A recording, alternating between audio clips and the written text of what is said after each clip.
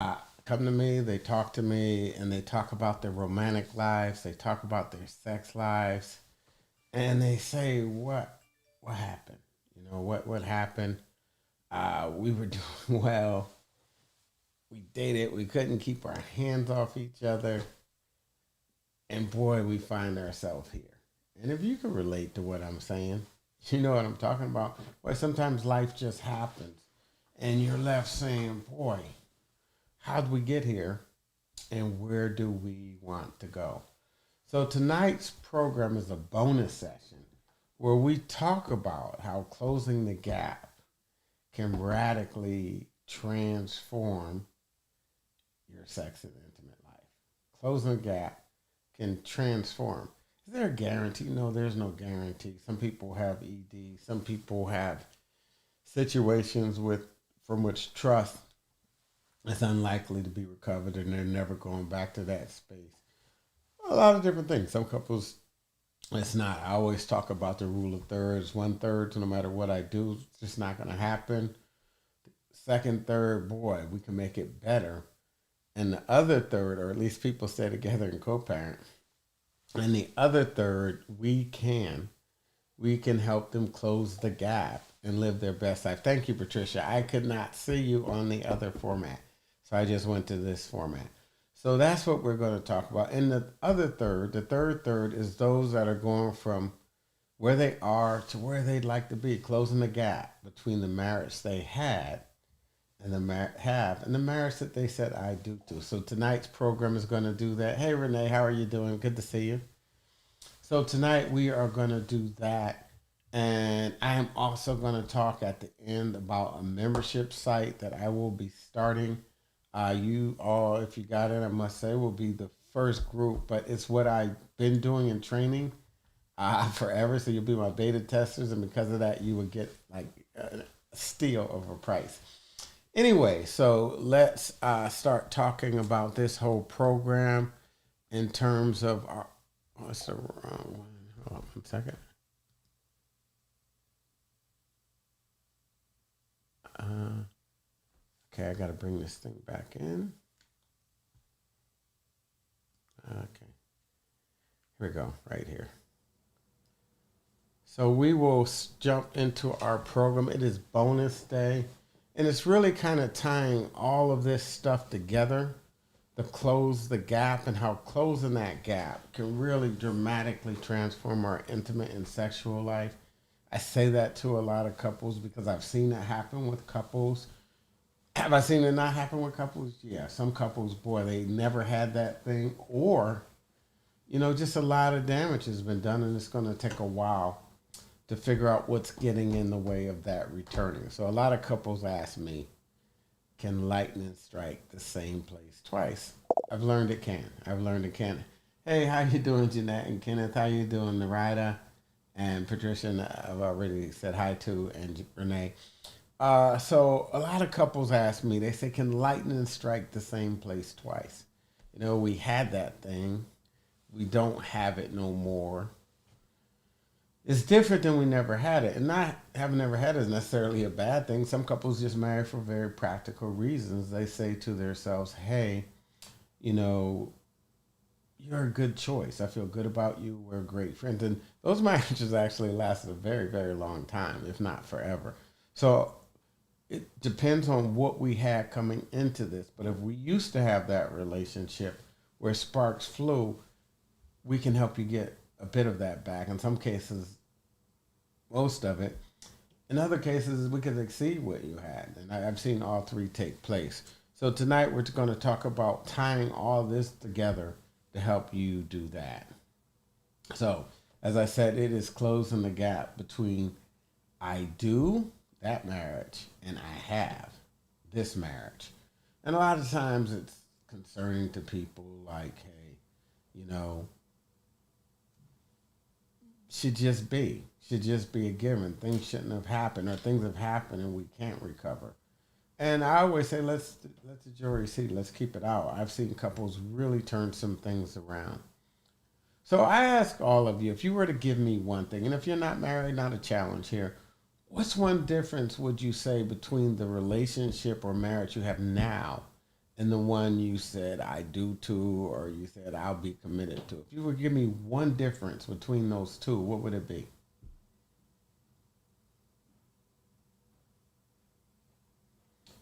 One of the things while you all are typing in the browser that I see with couples that I find to be the big difference, and it's really kind of the glue or the determining factor to me, is friendship.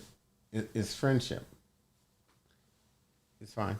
It's friendship. And what do I mean by friendship? Friends find their way back to each other in an amazing way. Frenemies, it gets harder, and we have to change the frenemy and get them back to being friends again. And all the things we're talking about are designed to help you all do that. And that's what I think closing the gap really is. I think we'll talk about various ways you can do it. So I will jump right in. So, as I said in the initial session, a lot of people say, hey, who's this person? And who were they? And who's the person that I got? Did they send an imposter? I'd like to say more times than not, people didn't really send an imposter. What happened, honestly, is several things. First of all, we were smitten. We were romantically, probably very much in love, which is kind of like a hypnotic trance. Don't get me wrong, it's a real thing. It's a lifelong thing in many cases. But we had a sense of who they were. Hey, Gloria, how you doing?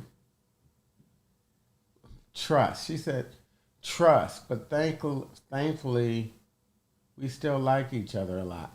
You know, that gets to friendship.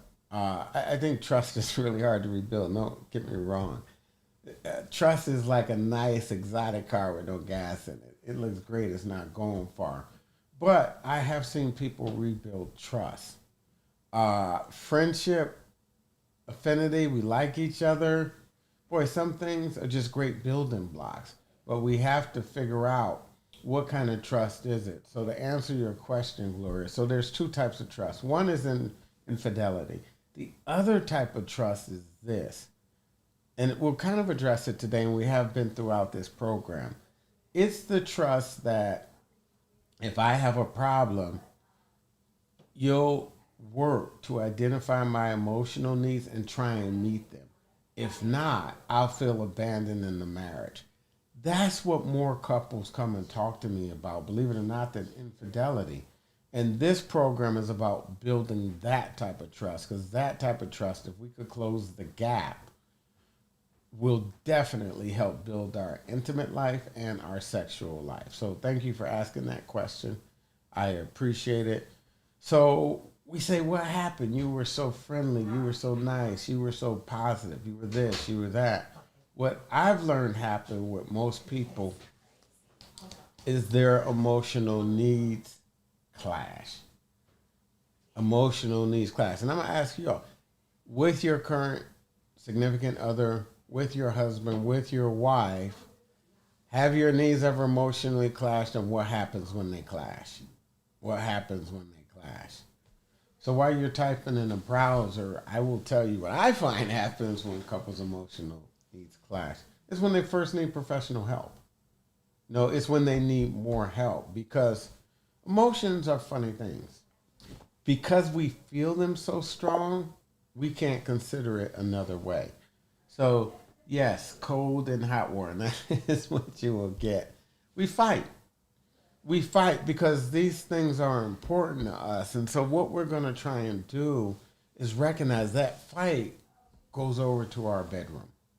That elephant that we can't discuss no more, we see it again when we go to bed. I mean, don't get me wrong, sometimes we have angry make-up sex, but we have to figure out how to cut a deal, and we'll talk about that later in this program. So, every couple has problems. Every couple has problems, and I've mentioned this slide to you before. I've never seen a couple without problems, and I get more concerned when they don't have them. Not that I want people to have problems, but the challenge is kind of this: it's healthy to fight. People hire the same and they marry the opposite, so it's healthy to fight. Fighting itself is not a problem. question is, who do we become when we fight? How do we fight? What happens after the fight? Are we able to see our roles in it? So if your emotional needs are clashing, just sign you're a healthy couple. We have to help you through the process of what happens after the fight. In some ways, how you fight. Like if there's no limit and there's no boundaries and all bets are off, we're going to fight in a really different way. So ask yourself, as we said, what tools will you need in your box? Because to do some of the repair work to improve your intimate life, you will need tools. And this program is about you honestly sitting down and assessing which ones you need and how to develop them. Yeah, I've presented a course here. It's been 5 days, and it's a great start. But some of us just are in greater need of tools. We're in need of more tools, or we're in need of more more intricate, more elaborate, more specified tools. You know what I'm talking about if you've ever been a point at clashing. So this is about answering that question for you. As my mom once said, if all you have in your toolbox is a hammer, everything looks like a nail. Everything looks like a nail. And we want to make sure you're using the right tool in the right situation. In the right situation. Now, honestly, you guys answer this question for me. How many of you have ever used either the wrong tool or the right tool at the wrong time or in the wrong way? So type in a yes. I'll start by saying yes. Sometimes I could use my holler tool and I'm just frustrated. Sometimes I could just take my time and think and use my code word tool. Sometimes my gift tool. We all do it. We all do it. And it's about figuring out what tools we need, how and when to use them. If you are the type of, a lot of folks agree with that. If you are the type of person that you use them right, and this is something for you that is like preventive maintenance, or that's fine. Tune up. People do it all the time. Other people, they just have more extensive work that has to be done. So closing the gap is about figuring out what tools you need in your toolbox. Sometimes it's as simple as giving, and we have to learn that we just have to hear their needs to get our needs met. We have to learn to hear their need, meet their needs to get our needs met. We talked about the power of acknowledgement. So I ask a question of all of you because you've been through this whole week. How many of you have tried the acknowledgement? How many of you have tried the power of acknowledgement? I'm gonna wait till you guys answer me on this one because I'm just curious to see what it was like. Because sometimes we try it and the other person just doesn't know what to do. They're like, "Oh, where'd that come from? What you talking about, Willis? This isn't who you are." And I say it because I see it with people a lot. That doesn't mean stop trying. It just may not be real to them yet. It may not be real to them yet. Or we could be at this cynical place where we just don't trust each other no more. And realize that instead of a communication problem, you have an acknowledgement problem. Denisha says acknowledgement works. And the last thing is how we process information differently. And what do you do when you and your spouse process differently? I guarantee you, if you take those three things, you'll see a difference. Now, will your problems be completely undone? Nope. Some people, boy, we're at a rough spot, but we got young kids and we got to figure it out. Some people, oh boy, I ain't so sure. What are our options? They want to explore them. Other people, hey, how do we close the gap to get what we want? So it's just figuring out where you're at and what level of help you need. Could be this program was sufficient. Could be you need a self-help book. Could be, boy, you need a course. Could be, I need to talk to someone professionally. And I just want to say the divorce rates drop as much as 30% with any intervention. So consider your options. So what's the difference? We talked about that between couples who close the gap, couples who are just happy. You guys ever see those couples? They're just happy and you wonder, man, what do they do? What is their secret? So Narada, I'm gonna come back to you as you guys are answering that. I'll answer her question. So, what would an acknowledgement be like? I'll give you one. I'll give this as for the women. A lot of the women that come to see me are professional, strong women who will do anything for their families. They make it happen. And if this is you, you make it happen. With that comes a strength. I personally have learned that black women are strong, but they're not that type of strong that we talk about. They're strong in a real special way. They're strong in a way that they just really care hard. A lot of times they're trying to protect themselves. They don't get to protect themselves and not have negative things said about them. Oh, you're too aggressive, you're this, you're that. But if you could stop and hear the strength of that, if you could stop and say, babe, what do you need? I know you got on this hard exterior, but what do you need from me as a man? You'll see a softer side of them. Instead of being reactive, you de-escalate them and figure out what their need is. Am I right about that, ladies? So the secret is being... Where do you come up with that, Roxanne? That's a good answer, though. The secret is being... They don't know no, they don't know better yet. That's funny. So I'll talk about that in a second when we talk about the magic formula. Lisa, Denisha is like, Pastor. When we talk about the magic formula, I'll actually talk about that. So that's where we are now. We are talking about the magic formula. I want you to look at your ratio. I know I had you look. Tell me what your ratio was. 5-1 is happy couples. I mean, these couples, boy, you see them there grinning ear to ear. That means for every emotional withdrawal, there are 5 emotional deposits. For every emotional withdrawal, there are 5 deposits. They're just happy. They are just happy people. And that is the ratio. That's not who comes to see me. Who comes to me, see me is 0.8 to 1. 0.8 to 1 means they have more withdrawals than deposits. They have more withdrawals than deposits. So if you want to increase your intimate life, you can say, okay, my love language is physical touch. But if you haven't spoken their love language and made deposits in their accounts and you are overdrawn, you're probably not going to get too much loving unless there's this physical touch and we have angry makeup sex, and that could work. So to answer the question about comment about newlyweds, in fact, I have the honeymooners on there. I don't talk about them, but I do. So the ratio is 5-1, happy people, 0.8 to 1 for unhappy. People are going through the divorce, custody. Divorce point is 1 to 5. Custody battle is 1 to 20. But honeymooners, and I had this couple tell me, it was so interesting because I had just read it with Gottman. And they said 20 to 1. We're at 20 to 1, Doc. What you talking about? We're good. And I just laughed like all of you are. I was like, not in a negative way. I was just, well, give it time. Our emotional needs haven't clashed yet. Just like when you met, your emotional needs hadn't really clashed yet.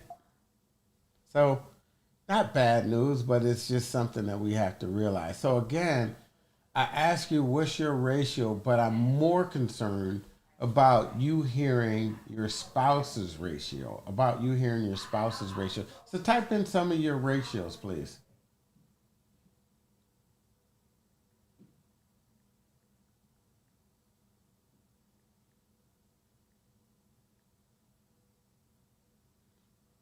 The ratios, what do I have out there? Do I have 5-1? Do I have 1-1, 3-1, 2-1?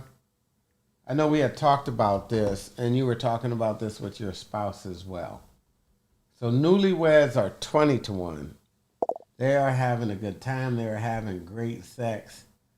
They have mostly deposits. Yes, your dream is going to come true. No, your dream is going to come truer. Don't have kids yet in some cases.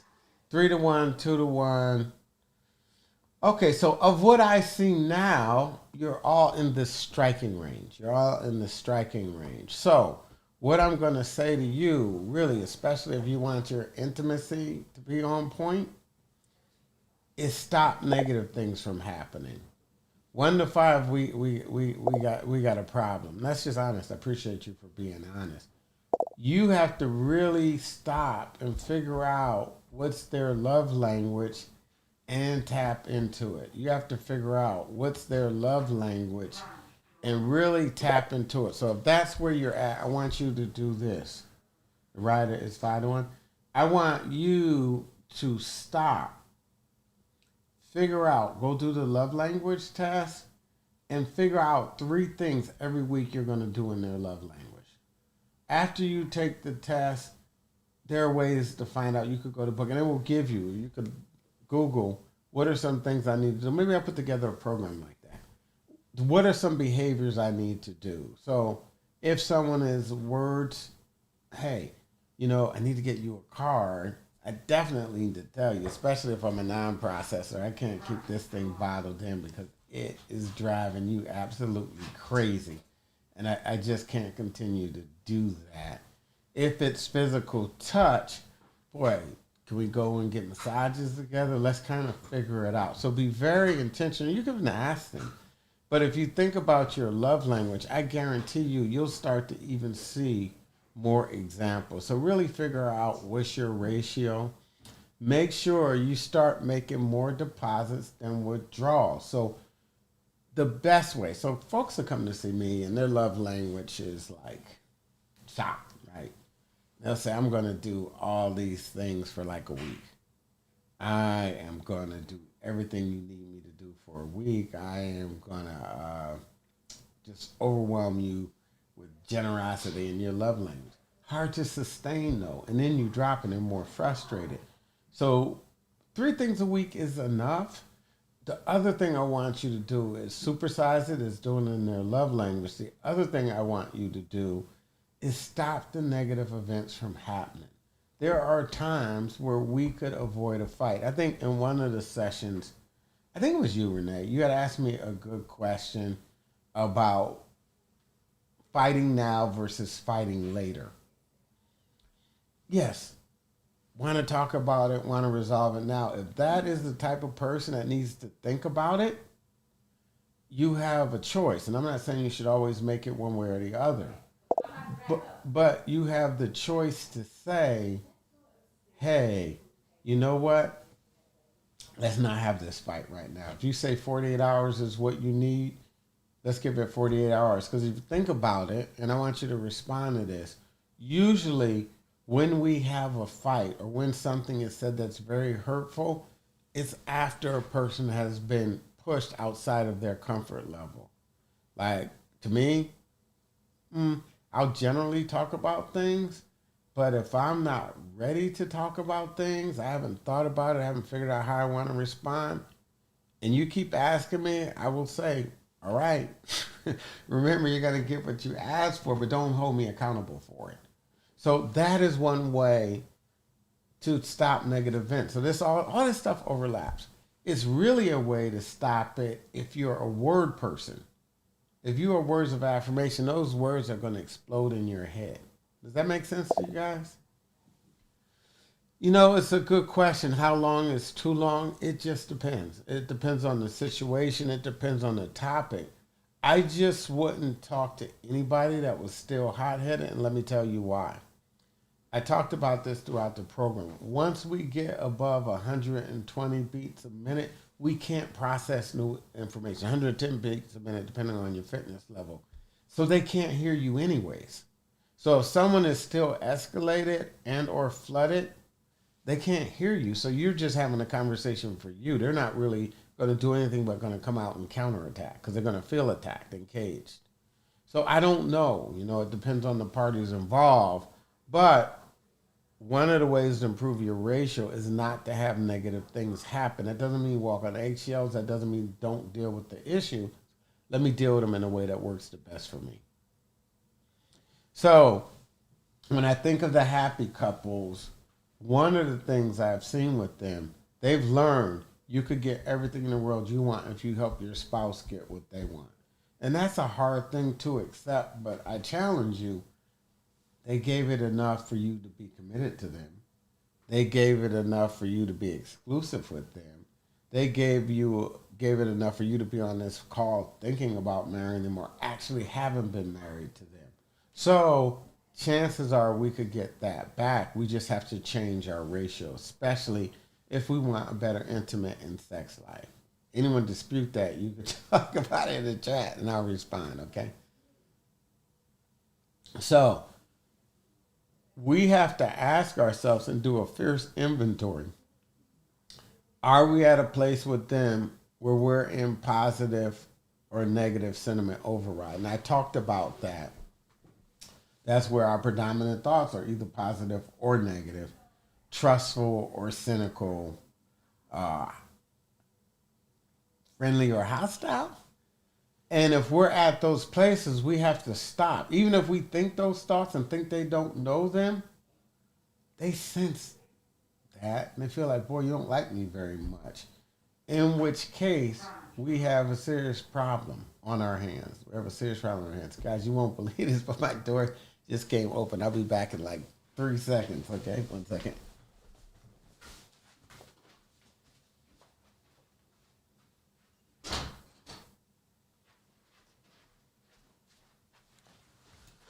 Sorry about that.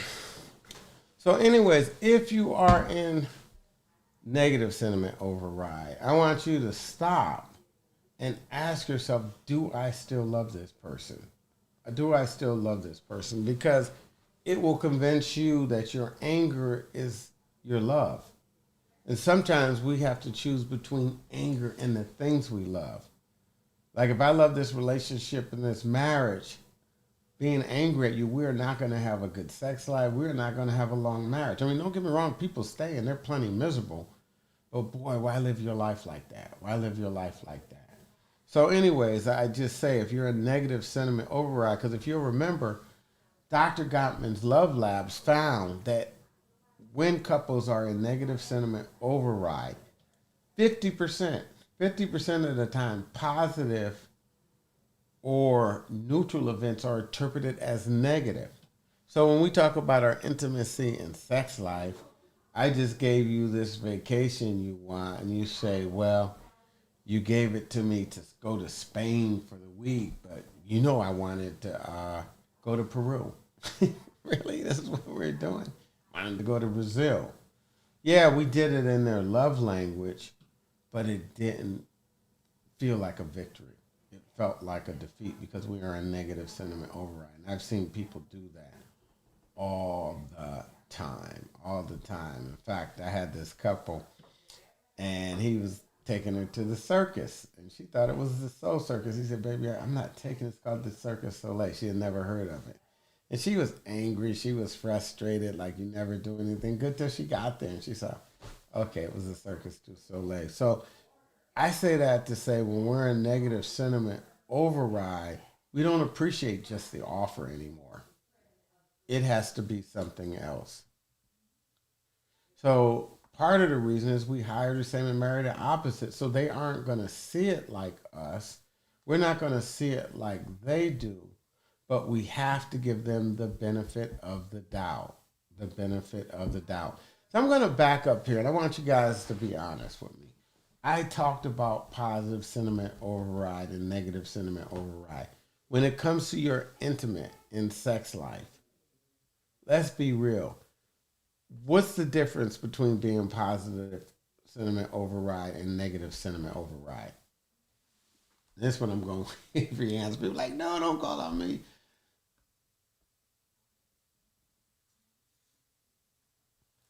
I'll say for me, right? So if I'm in negative sentiment override, I only want to touch a person. If I have negative sentiment override, there's no way we're going to be intimate. So what's that difference, Roxanne? Roxanne says there's a huge difference. There absolutely is a huge difference. Even if you have sex, boy, don't feel like we made love. It feels like, oh, you just, and this is how negative sentiment override. I had a couple get a divorce by this. Positive works. I had a couple really literally get a divorce on this. We were doing sexual therapy, not interested. Emotional connection. Yeah, that's it right there. Right? So I had this couple, and he was physical touch, She was words. And she said, okay, I'm in this place right now. Got it. And I think that's negative sentiment override. I appreciate your honesty, Renee. So we were doing sexual therapy. It was working. He had the mouth of a sailor and he was easily frustrated. And honestly, her actual sex drive was really once a week, but she had gotten to the point where it was 3 times a week. He was like every day, and if it was a couple of times a day, he's even better, right? And so two wasn't enough. Two wasn't enough. And he looked at her one day, you don't even look like you want to have sex with me. You're just going through the motion. And he tore into her. I mean, I won't say some of the words he repeated. He said, I won't repeat them. Into the marriage. She says, it doesn't matter. I can't do it no more. So I'm saying her doing two initially was great. But after a while, his own sense of rejection kicked in. And he saw that positive interaction, which was an uptick for her. She hadn't had sex with him in months, much less twice a week. My God, that was back before even they were honeymooners. And wow, it blew it. So I'm just saying, sometimes we have to stop the negative event. This had happened like 3 times. And he said, oh, I'll never do it again. He was apologetic. And she says, no, this is just who you are, and I can't deal with that. Being nice is a form of foreplay. Oh my God, Roxanne. It is. And what we have to do is figure out how do we choose to say, hey, I'm at a place that isn't comfortable and it's not going to work for our marriage. Let's do something different. So, Money Harvey Crawford is not participating in this sad doctor. We got to work on that brother being nice. You need to get him to see the replay. You got to get him to see the replay. All right? All right. So we talked about the 3 types of problems all couples have. We talked about the 3 types of problems all couples have. So figure out what your type 1 problems are. Solvable. We just have to resolve them. A meeting of the minds. Type 2 problems, if we could stop them from becoming type 3 problems. Remember, type 3 problems are perpetual problems, 69% of all problems based on personality and lifestyle. If we could stop them from becoming type 3 problems, we will be okay. We will be okay. And the reason that we will be okay is that we will stop the Cold War. Because once we have a Cold War, it's the beginning of the end, and we're not having sex in a cold or a hot war. So remember, we have to cut a deal. We have to cut up a deal, which means you may have to give up something you don't want. But you got to trust the process. You got to trust you got a fair partner, and it's quid pro quo as one hand washes the other. And as you said, it's just being nice. And so we just have to say, hey, I'd like us to have a good time in bed. All right, we haven't been doing that in a while. What are some things you really want? What are some things you need? What are some things I have to give up? I like to leave the kitchen a mess. And you've been talking about it forever. You're a neat freak. See what I'm getting at? Anyways, or the game. Can't watch the game Saturday, Sunday, and Monday. But people do. Anyways, and I want you to remember. So I talked about 3 things. I talk about all couples fight, not a problem. Actually, it's a healthy thing. Some of the question is how we fight, but some of the question is after the fight. And this is kind of tied into negative sentiment override too. Hey, if we fight like that and we're cynical and we're negative with each other, we have a problem. We have a problem because the narrative we play in our head is going to defeat us. It's just going to defeat us. Those are facts. Those are facts. So let's figure out, is it personal or are they just wired differently? Is it personal or they don't have the bandwidth to be a meta processor? Or is it personal because they said it once, they did say it? Are they really not respecting you and shutting you out because they don't speak to you? Feels like it. Let's figure it out and let's figure out how to do it. So, how do these processes and differences in processes, how do all these things come together to close the gap? So, normally there's what I think. Give you an example. Boy, you won't talk to me about that problem again. I think it. Normally, I would say, because it's what you think, it's what you say. There you go again, shutting down, being quiet. Or there you go, you won't shut up. And you keep just harassing me about this verbally, and I'm just done. If we commit to not letting that be as explosive, if we commit to considering, yeah, you didn't talk about it today, but we did talk about it yesterday. And actually, instead of making you talk about it, I waited 48 hours and we talked at a good time and we got through it. And I feel comfortable because we did discuss it. Now I talk to them in a different way and they hear a different version of me and they interpret it differently. So I want you to really start tying these concepts together because they're very important for our intimate life. Because that person that isn't hostile, that isn't blown up, that trusts you and gives you the benefit of the doubt is more sexy. Is more sexy. And if we don't trust and not trusting them, feeling hostile towards them, thinking it's personal all the time, not saying, hey, my babe's a meta processor tonight. I need to, on this one time we're going to talk about it, I need to go all in. I need to make them feel heard and understood. That's the elephant in the room. And that, in all likelihood, is what is interfering with your sex life. Am I wrong or right about that? Am I wrong or right? Cumulatively, these things destroy trust, and cumulatively, I will see them in my bedroom again. Right or wrong? Yay or nay?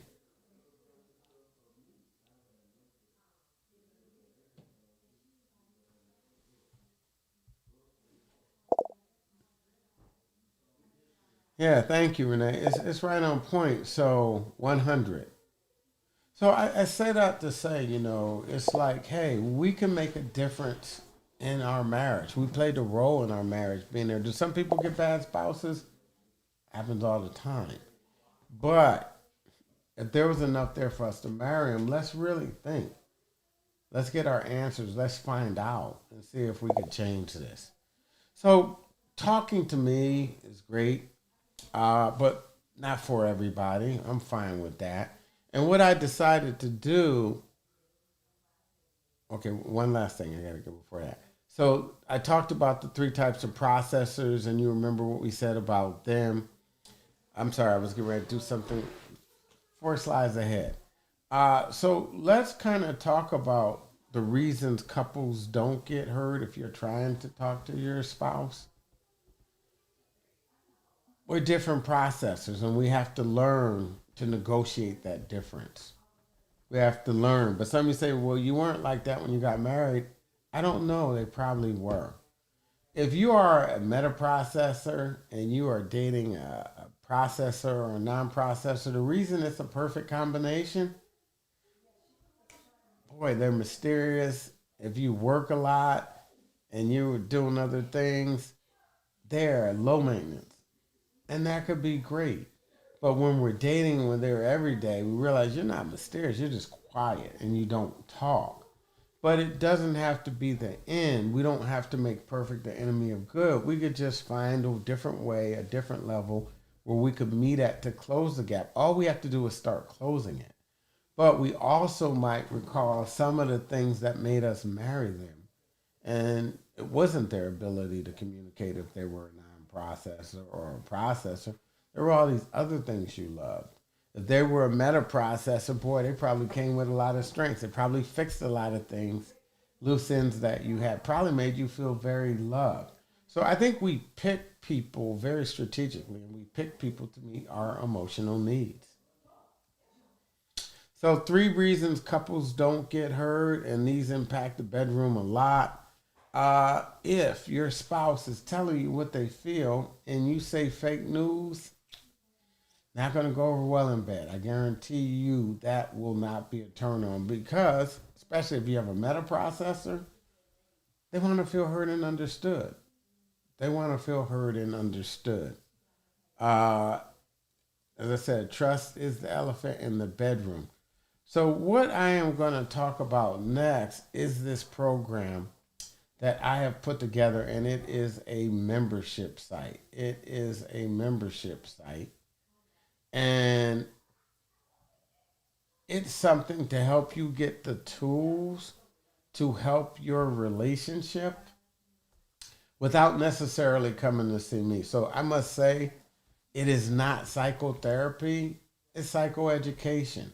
It's a membership group, and let me tell you what will be in it. I have tapes like this. I have tapes on. Well, the vault is growing. Let's just say that. I have a tape on infidelity, where it's a 4-part series. I have tapes on the art of getting heard. I have tapes on various things that I've just put together over the years. Not tapes. I'm telling on myself at my age. It's a vault of training programs, really, because they're much more so than tapes. Tapes was when I came up. We used to plug them in. Not today, but these are just trainings. And it's a training vault to help you figure out how do you get the tools in your toolbox to interact with your spouse. I know earlier, I'm trying to think of who said that. It was McGurn. Boy, he's not here. Okay, right now something may have happened. What happens when they're ready? So, what happens when you're at home listening to your tape and they're sitting there watching a game? Eventually, they may ask, "What's this for?" So, I have a vault of tapes on a variety of topics, and it's ever growing. Every couple of weeks, I just put several more in there. You'll hear from leading experts and marriage experts where we discuss some of these topics, and we come in. We discuss love and money. We discuss love language in a really real way. We discuss, boy, 3 questions you should ask before talking to a divorce attorney. How do you blend your blended family? So all of these topics we'll just have guest experts on. You'll get monthly Q&As where we just sit down and answer your calls or your questions or things you want to know about your marriage. If you want to know what direction you should be pointed in. If you're having a challenge with one of the trainings and you want to know how to apply it in your life. Like let's say you're trying to cut a deal and you're just running into a wall. You will get a very supportive Facebook group where they will just really address your concerns. So this is a couple. See if I can get this to play. There we go. It's a PDF, so I can't get it to play. I'm sorry. This is a PDF, and it just hit me that it will not play on here. But anyways, a couple went through my training program. So let me say who this program is not for. If you are at a place where you are just done and you're not open to coaching of any sort, it probably won't help you. It might help you with the next relationship. If you aren't open to seeing, like we talked about in the repair attempts, where you could do some things different, you could accept, acknowledge, or make a repair attempt, not for you. If you are at a point, and this happens honestly, where trust is that big an issue, and you aren't open to ever trusting them again, and that might be a survival thing. That might be, boy, this person is a serial cheater. Either this isn't for you or this might be for you in your next marriage. And I'm not here trying to offend anybody. I'm not trying to tell nobody what to do. But some things you're going to need to go talk to really a licensed professional about. That is one of those things. But even if, let's say, you were talking to me, they'll help you through the process. So one thing that the infidelity program talks about, for instance, it talks about the 3 stages of healing from infidelity. The 3 stages, and the 3 stages are simply this. There's reaction, when you first hear of it, shock, anger, all those things. The next phase is reviewing your options. Reaction, boy, I'm really hurt. I'm really crushed. I don't know what I'm going to do. Reviewing your options is, boy, I still got young kids. Or, boy, I still love them. Or, boy, we weren't happy. We were miserable, and we probably should have talked to a professional, and we didn't. Could it work if we did that? But we review all of our options. And the third phase is rebuilding your life. Rebuilding your life, rebuilding trust, figuring out, yeah, the infidelity was a problem, but was it a symptom of the problem or was it the problem itself? So all of those are the type of things that we deal with in there where we really just give you specific strategies to tackle some of the problems you have, and you're not left trying to figure it out by yourself. And it's just a good way to complement a lot of couples, because I started thinking about this a lot because couples just kept coming to me and said, what can we do before, during, or after therapy? And as my practice has gotten bigger, it's like just scheduling them for their next appointment isn't always an option because, boy, we need something that's not 3 weeks away. So it is not for you if you're in any of those situations.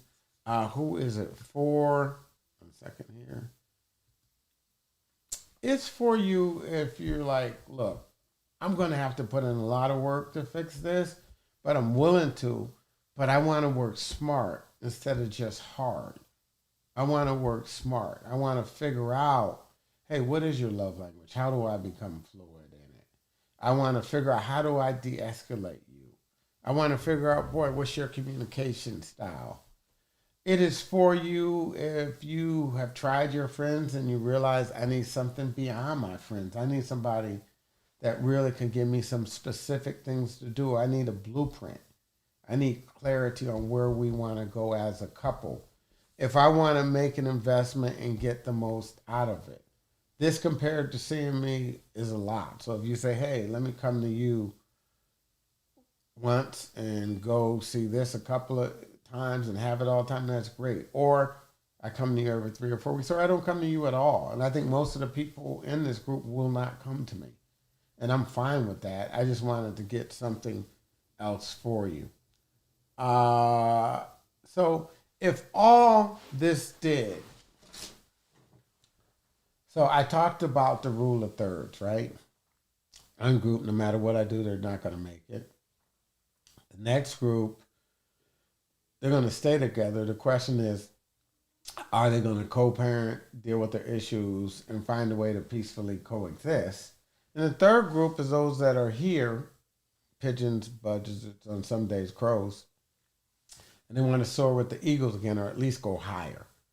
So if all it did was help you figure out, how do we peacefully resolve this? We got kids, and right now, I'll be honest, the way we are with each other, if you throw attorneys with that, it's going to get very expensive. It's going to get very expensive, and we don't want to do that. If you're the second group and you say, boy, we got to stay and work it out and figure out how to be happy, maybe we're not going to soar with the eagles or thinking about that, but just day to day get along better, boy, to be able to do that. If you could find some version of your marriage again that resembles happiness, how much would that be worth to? And that's how you kind of have to think about it. So with the first group, you go talk to an attorney as soon as you walk in, because people always say, your cost is too high, and I understand that. But the challenge is this. You talk to an attorney as soon as you walk in the door, they're going to ask you for $5,000, and they're going to ask your spouse for $5,000, and that's a 3-week retainer.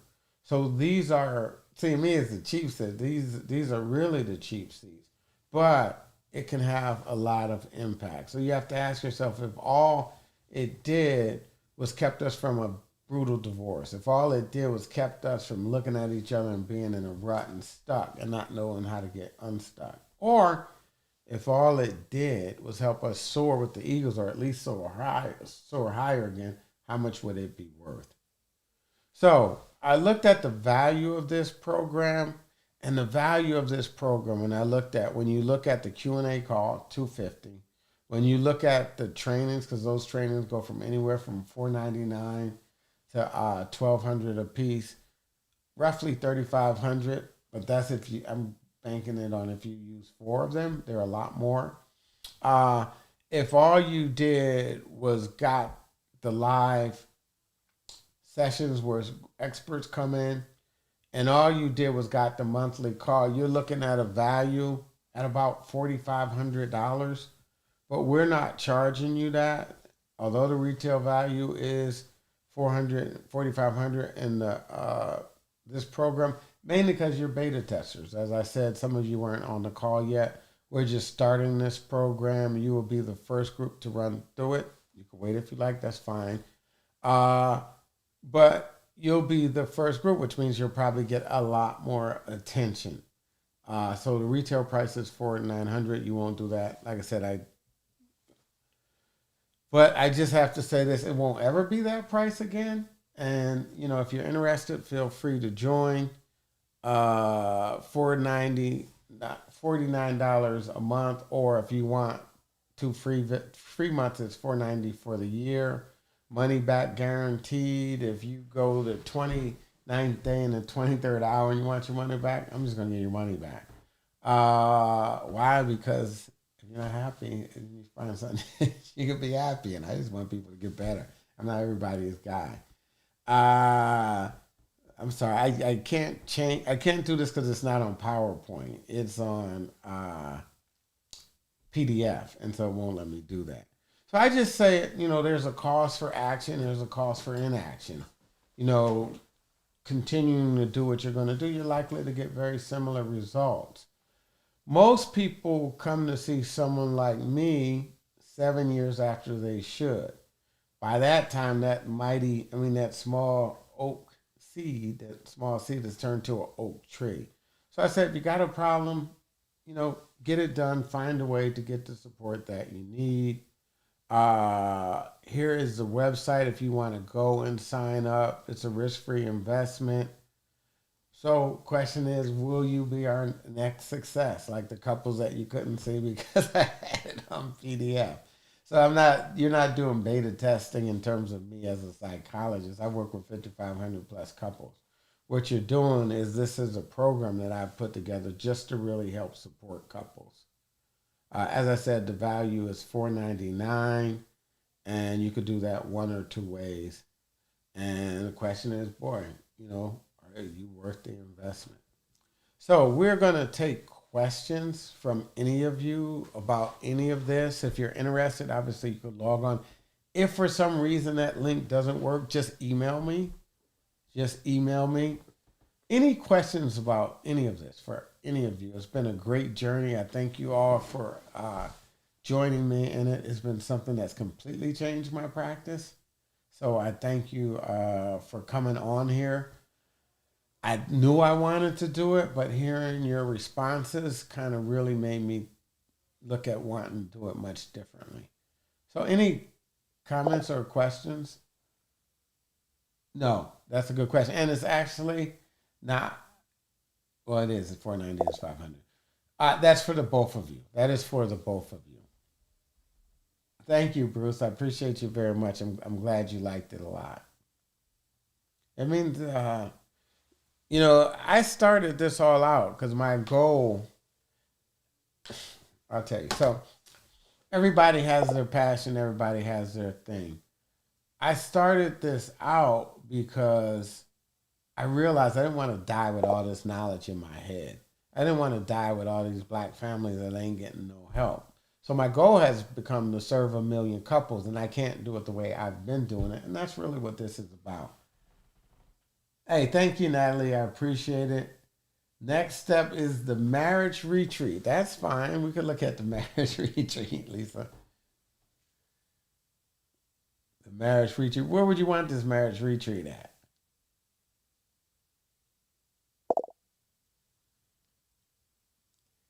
We have a lot to work with. But that's good. That's good. Where do you want the marriage retreat at? Where you guys want this retreat? Thank you, Lewis. I appreciate you. No one's a tropical destination. Okay. It's something to think about. It's definitely something to think about.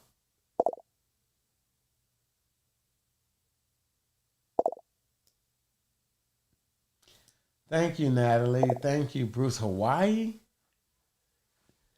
Gaylord, DC. That might be more of an option. I've done things at the Gaylord, and actually they worked really, really well. Thank you, Lisa. I appreciate you, and thank you for joining us. I really have.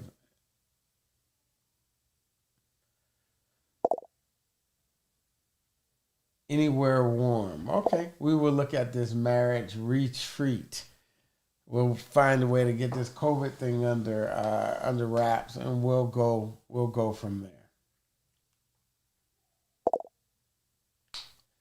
Yeah, the Gaylord, Natalie. We'll look at that. Thank you, Patricia. I appreciate you. Thanks, Renee. I appreciate you for just taking it and putting it to use. You've been here, I think, every night, and I thank you for your commitment. All right. Well, I thank you all. It's been great, and I will see you in the community. I'll see you in my practice, or I'll see you wherever I see you. It's always a great feeling to walk up to people. This time I did it with people I didn't actually know. Historically, it's been more exclusively with people I know. All right. Thanks a lot, Roxanne. I appreciate you for joining me. And I say to you all, make it a great night, and we will see you on the other side. Remember, it's never too late to live your happily ever after. Glad you liked it, Angie. Thank you. I appreciate it. Charles Smith. There you go, Charles. Yes, you will see us in the practice soon. Okay, Angie, I'll see you in the practice. All right, everybody, I'm going to click out here. Good night. I enjoyed you, Gloria Hairston. Wow, I didn't realize you have been here the whole week, Gloria. I know I saw you a few nights, but thank you for coming. All right, you guys, take care. Good night.